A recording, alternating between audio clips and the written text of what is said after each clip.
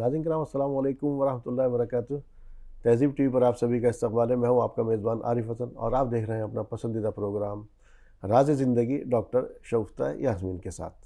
Doctor साहिबा, programme में आपका बहुत बहुत खैर मक़दम। शुक्रिया। अस्सलाम वालेकुम वरहमतुल्लाहि वबरकातुहू। वालेकुम अस्सलाम वरहमतुल्लाहि वबरकातुहू।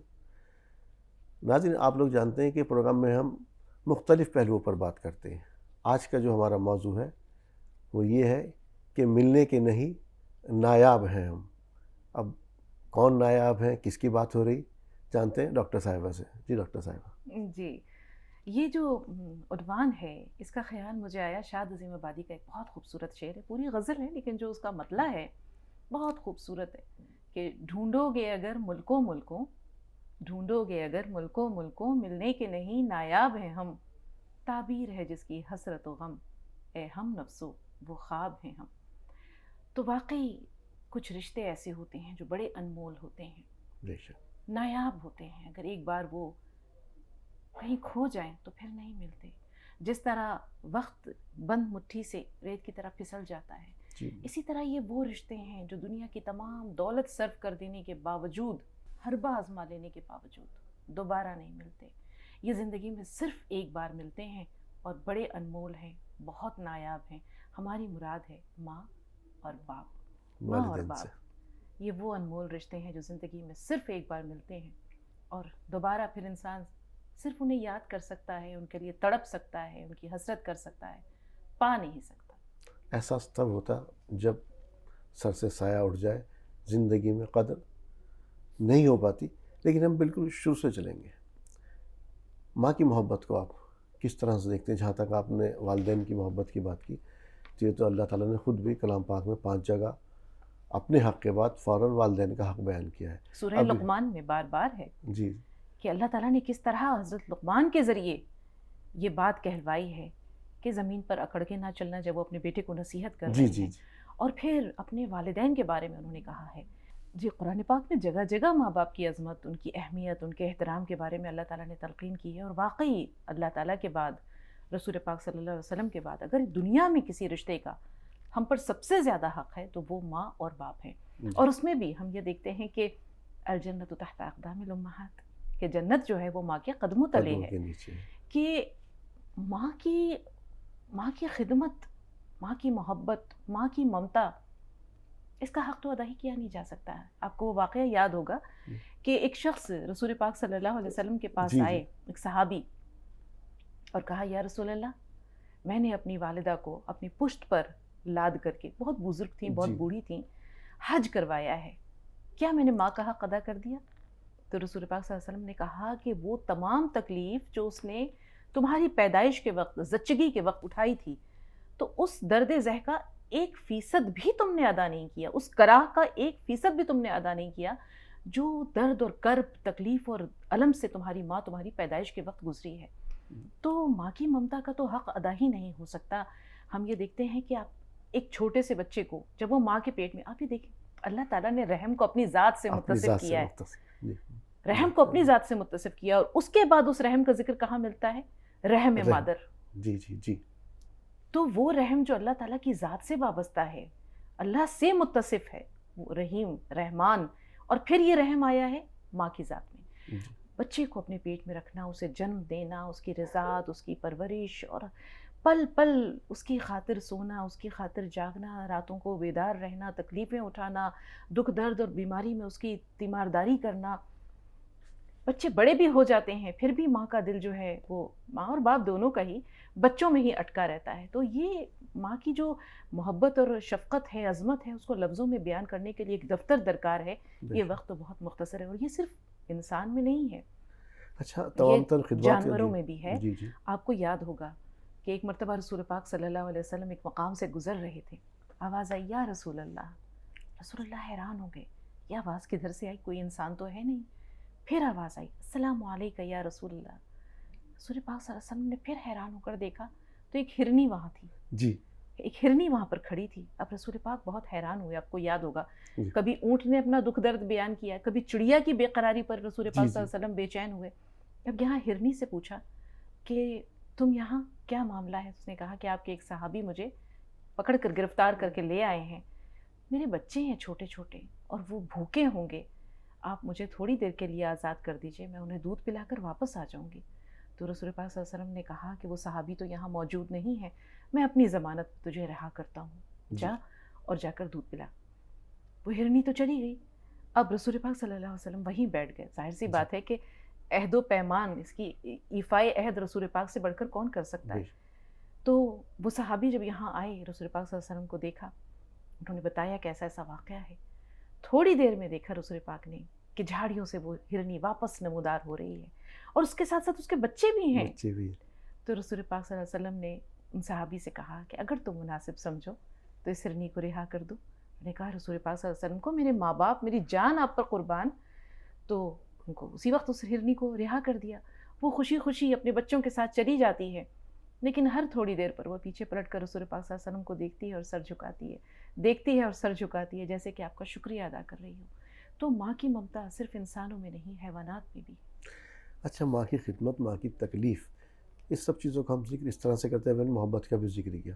خاص طور سے میں اس وقت کی بات کرنا چاہ رہا ہوں جس کا لوگ ذکر بھی نہیں کرتے، جب بچہ ماں کے رحم میں، اس وقت کی جو تکالیف ہوتی ہیں، اس کی شوفتہ کہ وہ کھانا بھی نہیں کھا پا رہی، کچھ کھا بھی رہی ہے وہ بھی وومیٹنگ ہو جاتی ہے اس کو، اور وہ کس قدر تکالیف سے گزرتی ہے۔ اور اس کے بعد جب بچہ آ گیا دنیا میں تو اس کی خدمات، جو ماں کی خدمت جو ہے، اسی لیے اس کے ہر پل کو عبادت قرار دیا ہے۔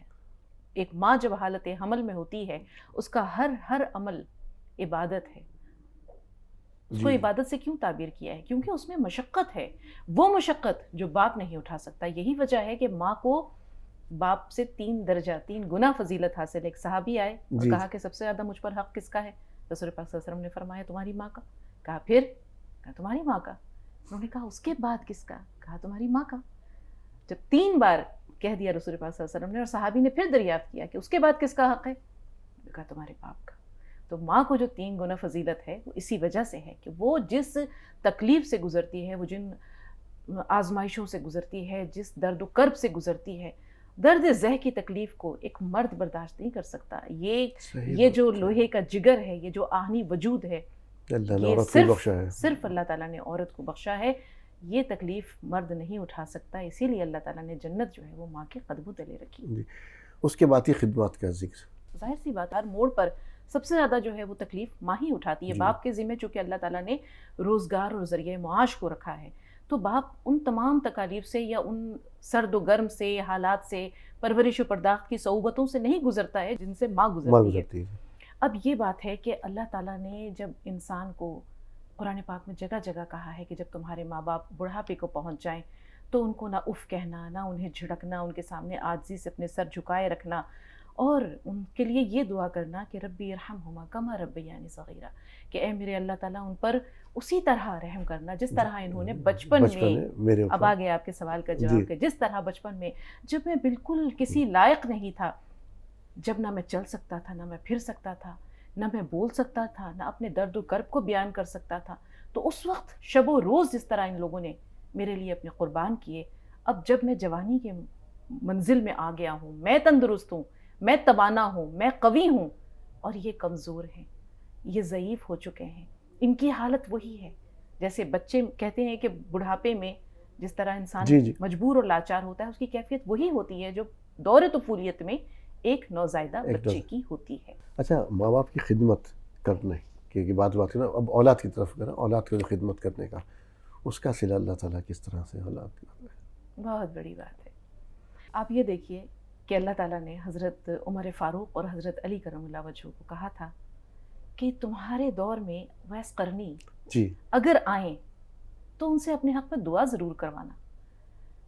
اب حضرت عمر فاروق کا زمانہ خلافت 10 سال، اور 10 سال میں حضرت عمر فاروق ہر سال حج کے موقع پر جاتے تھے اور حضرت اویس قرنی کو تلاش کیا کرتے تھے، کہاں ہیں اویس، کہاں ہیں اویس، کیونکہ رسول پاک کی نصیحت یاد تھی۔ تو ایک مرتبہ وہ وہاں جاتے ہیں، لیکن اس سے پہلے کہ ہم آپ کو حضرت عمر فاروق اور حضرت اویس قرنی کی ملاقات کے بارے میں بتائیں، آپ سب جانتے ہیں کہ حضرت اویس قرنی کی جو فضیلت ہے وہ ان کی ماں کی خدمت کی وجہ سے ہے۔ ان کی والدہ بہت ضعیف تھیں اور وہ صحابی تھے، انہوں نے رسول پاک صلی اللہ علیہ وسلم کا زمانہ دیکھا، لیکن اس کے باوجود وہ رسول پاک صلی اللہ علیہ وسلم سے ملنے نہیں جا سکے، کیونکہ ان کی بوڑھی ماں کی نگہداشت کرنے والا کوئی نہیں تھا ان کے سوا. تو وہ دل کو محسوس کے رہ جاتے تھے, تڑپ کے رہ جاتے تھے. اور اکثر رسول پاک صلی اللہ علیہ وسلم کہتے تھے یمن کی طرف اشارہ کر کے, یہاں سے مجھے اپنے محبوب کی خوشبو آتی ہے. حضرت بلال کے علاوہ جس شخص کے لیے رسول پاک صلی اللہ علیہ وسلم نے یہ کلمات ادا کیے ہیں کہ یہاں سے مجھے اپنے حبیب کی خوشبو آتی ہے, اپنے پیارے کی یا مجھے چاہنے والے کی خوشبو آتی ہے, وہ صرف حضرت اویس قرنی نہیں ملاقات ہو سکی کیونکہ والدہ کی نگہداشت کرنے والا کوئی نہیں تھا. لیکن جب رسول پاک صلی اللہ علیہ وسلم کا وصال ہو گیا اور پھر ان کی والدہ بھی نہیں رہی, تو حضرت عمر فاروق 10 سال گئے اور جا کے تلاش کرتے تھے. ایک مرتبہ گئے اور کہا تلاش کا سلسلہ جاری ہے. تمام حاجیوں کو جو میدان عرفات میں موجود تھے کہا سب حاجی کھڑے ہو جائیں. اس کے بعد کہا کہ سب بیٹھ جائیں, صرف یمن والے کھڑے رہیں. یمن والے کھڑے تھے. پھر کہا یمن والے بھی بیٹھ جائیں, قبیلہ مراد والے کھڑے رہیں. اس کے بعد مراد والوں سے کہا سبھی بیٹھ جائیں, صرف قبیلہ جو قرن ہے, حضرت اویس قرنی کا قبیلہ قرن کے لوگ کھڑے رہیں. صرف ایک شخص کھڑا رہا. پوچھا اکیلے آئے ہو؟ کہا کہ نہیں, میرا بھتیجا بھی ساتھ ہے. پوچھا کہاں ہے؟ کہا وہ عبادت میں مصروف ہے, کہیں کونے کنارے میں گیا ہے جنگل کی طرف, اور وہ اونٹ چرا رہا ہے. تو پوچھا کہ کیوں تلاش کر رہے ہیں اسے, وہ تو ایسی جھکی سا ہے, جھلا ہے وہ. کہا کہ تم ہو کم عقل جو تم اسے نہیں پہچانتے ہو. اس کے بعد حضرت عمر فاروق نے حضرت علی کو ساتھ لیا اور دوڑ لگائی اس طرف جہاں انہوں نے بتایا تھا کہ وہ جنگل میں اونٹ چرانے گئے ہیں. تو وہاں گئے تو دیکھا کہ اونٹ چر رہے ہیں اور وہ عبادت میں مصروف ہیں, نماز پڑھ رہے ہیں. اب یہ دونوں حضرات جا کر چپ چاپ بیٹھ گئے. حضرت اویس قرنی کو محسوس ہوا کہ کوئی خاص بات ہے, یہ کون لوگ ہیں جو آئے ہیں. انہوں نے نماز ختم کی, مکمل کی, انہیں سلام کیا. حضرت عمر فاروق نے پوچھا کون ہو تم, نام کیا ہے تمہارا؟ کہا میں اللہ کا بندہ ہوں. کہا ہم سب اللہ کے بندے ہیں, تمہارا نام کیا ہے؟ کہا میں اویس قرنی ہوں. تو کہا کہ چلو دعا کے لیے ہاتھ اٹھاؤ, ہم آمین کہتے ہیں تمہارے پیچھے. انہوں نے کہا کہ آپ کون ہیں؟ تو حضرت علی نے کہا کہ یہ امیر المومنین عمر فاروق ہیں, عمر بن خطاب ہیں, اور میں علی ہوں. اب وہ پریشان ہو گئے. انہوں نے کہا یہ جلیل القدر ہستیاں یہاں آئی ہیں اور مجھ سے دعا کے لیے کہہ رہے ہیں. کہا رسول پاک نے ہمیں کہا تھا کہ اویس قرنی سے کہنا کہ دعا کرے تمہارے حق میں. حضرت اویس قرنی نے دعا کے لیے ہاتھ اٹھائے اور یہ دونوں حضرات آمین کہنے لگے. کہتے ہیں کہ قیامت کے دن جب حساب کتاب ہوگا اور لوگ جنت کی طرف جانے لگیں گے تو حضرت اویس قرنی کو جنت کے دروازے پر روک دیا جائے گا. اب حضرت اویس قرنی حیران ہوں گے کہ کیا معاملہ ہے, مجھے کیوں روکا گیا, مجھ سے ایسا کون سا گناہ سرزد ہوا ہے. تو اس وقت اللہ تعالیٰ کہے گا کہ اویس ذرا پیچھے دیکھو. اس وقت لاکھوں کروڑوں کی تعداد میں جہنمی پیچھے کھڑے ہوں گے. تو اللہ تعالیٰ کہے گا اویس انگلی اٹھاؤ, نظر اٹھاؤ, جس طرف تمہاری نظر, تمہاری انگلی جائے گی میں ان جہنمیوں کو معاف کر کے جنت میں داخل کرتا جاؤں گا. اور یہ کس لیے کر رہا ہوں؟ کیونکہ مجھے تمہاری ایک نیکی, ماں کی خدمت بہت پسند آئی. تو ماں کی خدمت بہت ہی بڑی عبادت ہے, اور آپ نے اس کی مثال دیکھ لی کہ رسول پاک جس سے دعا کے لیے کہیں تو پھر اس کے بعد کیا رہ جاتا ہے اور کہنے کے لیے. ماں کی خدمت سے اتنا بڑا مرتبہ ملا, اور اللہ تعالیٰ آپ نے جیسے بتایا کہ اللہ تعالیٰ قیامت کے دن کہے گا کہ جدھر بھی آپ انگلی اٹھائیں گے میں ان سب کو بخش دوں گا. اب اس کا دوسرا ایک پہلو اور ہے, نافرمانی جو آج کل اس وقت آپ بھی دیکھتی ہوں گی, کالس ہمارے پاس بہت آتی ہیں, اور بڑا تکلیف دہ منظر ہوتا ہے جب کوئی ماں یہ کہے کہ میرے بچے چھوڑ کر کے مجھے چلے گئے, میرا کوئی پوچھنے والا نہیں ہے. یا پھر آپ یہ بھی کہہ سکتے ہیں کہ آج کی اولاد اتنی نافرمان ہو گئی ہے کہ والدین کو وہ گالی گلوچ یا برا بھلا کہتے ہیں, یا اکثر تو ایسا ہوتا ہے کہ دست درازی تک کی نوبت آ جاتی ہے یہاں تک. اور یہ انتہا ہے, یہ انتہا ہے. یقین کریے اللہ تعالیٰ کے غضب کو دعوت دینا ہے, ماں باپ کو نازیبا کلمات کہنا, ان کو برا بھلا کہنا, گالی گلوچ کہنا. پاسی ادب جب نہیں رہتا تو پھر کیا رہ جاتا ہے؟ جو دنیا میں اللہ تعالیٰ کی رحمتوں کا جیتا جاگتا مظہر ہیں وہ ماں باپ ہیں. اس پر ایک واقعہ یاد آ رہا ہے, درس عبرت ہے یہ واقعہ, اور یہ بالکل سچا واقعہ ہے. ایک عالم دین نے بیان کیا کہ ایک مرتبہ وہ کہیں سے گزر رہے تھے, ان کے ساتھ ان کے مرید وغیرہ بھی تھے, تو ایک شخص کو دیکھا جو انتہائی قسم پرسی کی علامت بنا پڑا تھا وہاں پر. اس کے دونوں پیر نہیں تھے اور انتہائی غلاظت میں لتھڑا ہوا تھا, مکھیاں اس پر بھنبھنا رہی تھیں, ایک دو نہیں بلکہ پورا مکھیوں کا ایک جمگھٹا تھا, ایک فوج تھی. تو اس شخص نے کہا کہ ذرا رکیے حضرت. یہ رکے. پوچھا کیا معاملہ ہے؟ کہا ذرا مجھے غور سے دیکھ لیجیے, آپ نے مجھ جیسا کبھی نہیں دیکھا ہوگا. یہ واقعہ ایک لائف کوچ ہیں, بہت شاندار انسان ہے, یہ انہوں نے بیان کیا تھا اور ان کا شکریہ ادا کرتے ہوئے اجازت لیتے ہوئے اس ایپیسوڈ میں ہم بیان کر رہے ہیں کہ اس شخص نے یہ کہا کہ مجھے دیکھ لیجیے غور سے، مجھ جیسا انسان آپ کو دوبارہ نہیں ملے گا۔ پوچھا ہوا کیا؟ کہا کہ میں اپنی ماں کا، اپنی بوڑھی ماں کا اکلوتا بیٹا تھا، بڑی محنت اور مشقت کے بعد اس نے مجھے پالا تھا، اور جب میں بڑا ہوا تو میں کون سی ایسی برائی تھی جس میں ملوث نہیں تھا۔ وہ راتوں کو جاگ جاگ کر میرا انتظار کیا کرتی، میں جب آتا کبھی شراب کے نشے میں دھت، کبھی کسی اور گناہ میں، کسی معصیت میں لتھڑ کر گھر آتا تھا، تو میری ماں مجھے کہتی تھی کہ تو کس پر جو ہے وہ پڑ گیا ہے، نہ تیرا باپ برا تھا، نہ تیرے دادا، تیرے خاندان میں کوئی تجھ جیسا تھا، تو کس پہ چلا گیا؟ تو ایک مرتبہ ایسا ہی ہوا کہ میں آیا اور میری ماں نے یہی کلمات مجھے کہے۔ اب ماں کا تو فرض ہے نصیحت کرنا، لیکن اس شخص نے کہا کہ میں اس دن بھول گیا کہ یہ میری ماں ہے اور میں اس کا بیٹا ہوں۔ میں نے بہت برا بھلا کہا، جوتے نکالے اپنے پیروں سے، اور اس کے بعد اسے مارنا شروع کیا، اس کے جسم پہ مارا، یہاں تک کہ 2 جوتے اس کے چہرے پر بھی میں نے مار دیے۔ میری ماں نے کچھ نہیں کہا، آسمان کی طرف دیکھا اور اس کے بعد کہا، کیا میں نے اسی دن کے لیے تجھے پیدا کیا تھا؟ اسی دن کے لیے میں نے تجھے پالا پوسا تھا کہ میں تیرے ہاتھوں اس اذیت اور اس ذلت کو برداشت کروں؟ میرے اللہ مجھے دنیا سے اٹھا لے۔ اس ماں نے جو بلبلا کر یہ بات کہی، جس طرح وہ کراہی ہے، ایک آہ تھی جو عرش پر گئی اور عرش الہی کو اس نے ہلا دیا۔ وہ شخص کہتا ہے میں یہ کرتوت میرے تھے، میں کر کے چلا گیا، میں سمجھا کہ بڑبڑا رہی ہے، بڑبڑاتی رہے گی، چپ ہو جائے گی، سو گیا میں۔ اچانک میں اٹھ کے بیٹھ گیا، درد کی شدت میرے پیروں میں محسوس ہوئی، مجھے لگا جیسے کسی چیز نے کاٹا ہے مجھے، اور وہ ایسی تھی کہ برداشت نہیں ہو رہی تھی۔ صبح میں ڈاکٹر کے پاس گیا تو ڈاکٹر نے کہا کہ آپ کے پیروں کو کاٹنا پڑے گا، زہر پھیل چکا ہے ورنہ آپ کی جان کو خطرہ ہے۔ ڈاکٹرز نے میرے دونوں پیر کاٹ دیے۔ اس نے اپنے پیروں پر سے اس وقت چادر ہٹائی، کہا اب وہ مرد بن چکا تھا، یہ بات اس کی جوانی کی تھی جب وہ نوعمر تھا، 20-22 سال کا تھا۔ اس نے اپنی چادر ہٹا کے پیر دکھائی، وہ کہا کہ یہ دیکھیں میرے پیر نہیں ہیں، اور تب سے میرا یہ حال ہے کہ میں اسی طرح پڑا رہتا ہوں، جو میرے پاس سے گزرتا ہے وہ مجھ پہ لعنت ملامت کرتا ہے، اور میں درس عبرت ہوں لوگوں کے لیے۔ تو ماں کے خلاف یا کچھ بولنا یا ماں کے پر ہاتھ اٹھانا، یہ اس سے بڑا عذاب نہیں ہو سکتا ہے۔ آپ کو وہ واقعہ بھی یاد ہوگا جب ایک شخص کے بارے میں رسول پاک صلی اللہ علیہ وسلم کے پاس لوگ آئے اور کہا کہ وہ سکرات میں مبتلا ہے، مرض الموت میں مبتلا ہے، لیکن جان نہیں نکل رہی ہے۔ حضرت علقمہ حضرت علقمہ جی، تو کہا کہ اس کی جان نہیں نکل رہی ہے، ان کی صحابی رسول ہیں لیکن ان کی جان نہیں نکل رہی ہے۔ رسول پاک صلی اللہ علیہ وسلم نے وہاں پہنچے اور کہا کہ کیا معاملہ ہے؟ تو انہوں نے کہا کہ میری ماں مجھ سے ناراض ہے، میری ماں مجھ سے ناراض ہے۔ کہا یہی وجہ ہے کہ تمہاری جان نہیں نکل رہی ہے۔ تو ان کی ماں کو بلایا گیا، کہا کیا بات ہے، وہاں بیٹے سے ناراض ہو؟ کہا ہاں، اس نے میرا بہت دل دکھایا ہے، یہ اپنی بیوی کو میرے اوپر فضیلت دیتا تھا، فوقیت دیتا تھا، اور میری نافرمانی کرتا تھا، میں ناراض ہوں، میں نہیں معاف کروں گی اس کو۔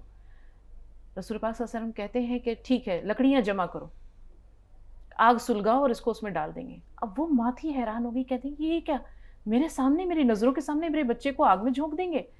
کہا کہ ایسے نہیں جائے گا تو ویسے جائے گا، ویسے دوزخ میں جائے گا، یہ وہاں جلے گا۔ انہوں نے کہا نہیں نہیں، انہوں نے کہا یہ تکلیف میں ہے، تم جب تک معاف نہیں کرو گی جان نہیں نکلے گی، روح نہیں نکلے گی۔ انہوں نے کہا میں معاف کرتی ہوں، اور اسی پل ان کی روح جو تھی وہ پرواز کر جاتی ہے قفس انسرے سے۔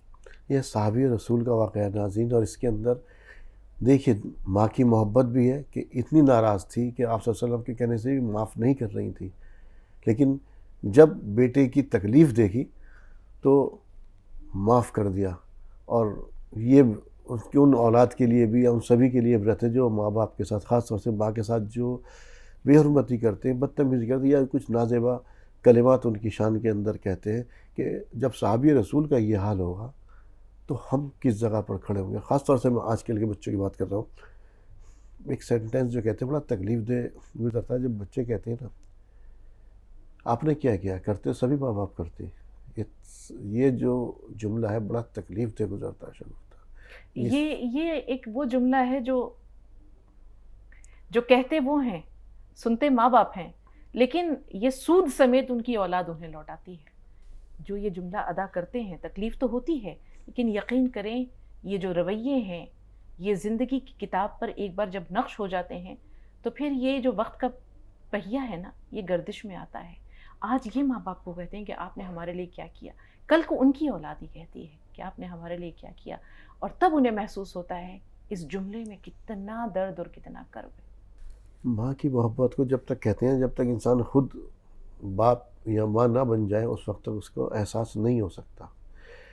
اور اس وقت اگر احساس ہوا بھی جانے کے بعد، یا والدین خاص طور سے اگر ماں یہاں سے گزر گئی، اس میں جیسے بھی آپ نے بتایا، تو یہ تو تمام ترین مناظر ہوتے ہیں.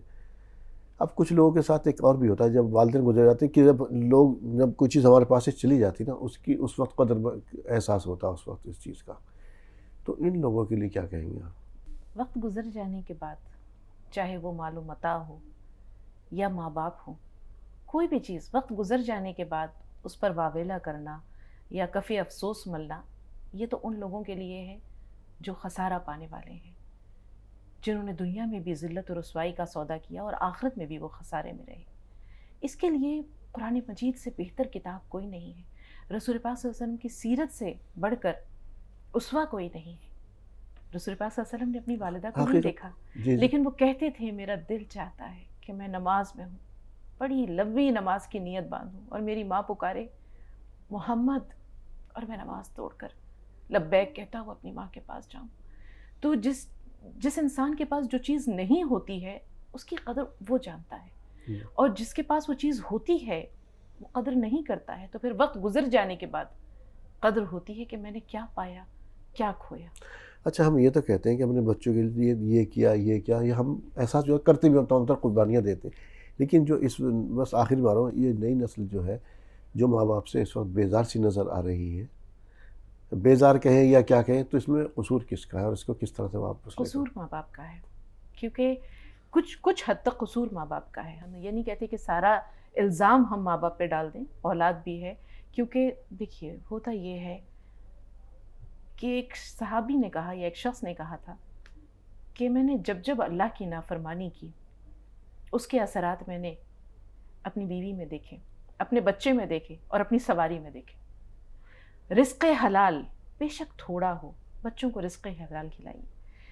زندگی کی آسائشیں مت دیجیے، پیار بھرپور دیجیے، بچوں کو وقت دیجیے، بچوں کو صحابہ اکرام کی زندگی، دینی واقعات، ان کی تعلیم اور تربیت اسلامی نہج پر کیجیے.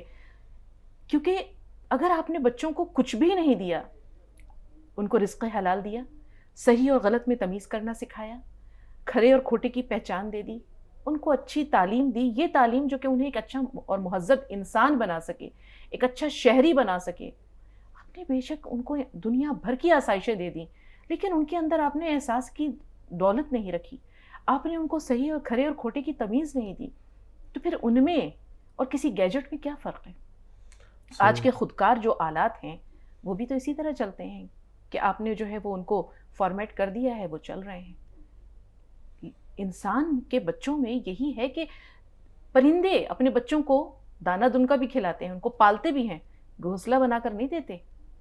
گھونسلہ بنا کر نہیں دیتے، کہتے ہیں اڑو، ہم نے تمہیں اڑنا سکھا دیا، اب آگے کا جو کام ہے وہ تمہارا ہے.